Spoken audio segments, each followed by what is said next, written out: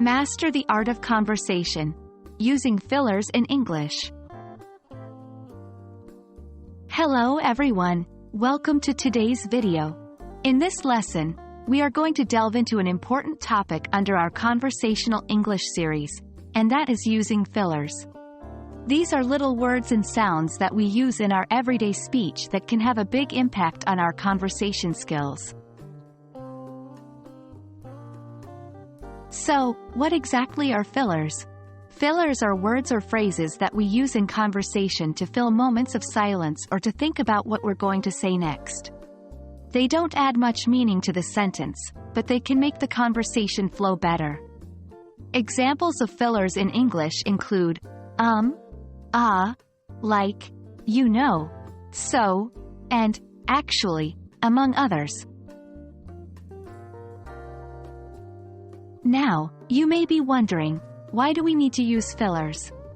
While fillers may seem unnecessary or even a sign of weak language skills, they actually serve a useful purpose in conversation. They can show that you're still thinking and that you intend to continue speaking. Help manage the conversation by preventing others from interrupting while you're formulating your thoughts. Make your speech more natural since native speakers often use fillers in casual conversation. In this section, we'll look at some common English fillers and when to use them. 1. And These are probably the most common fillers. They can be used when you're thinking about what to say next. 2. Like. This is often used when giving an example or explaining how something seems. 3. You know. This filler is used when you assume the listener has the same knowledge or experience as you.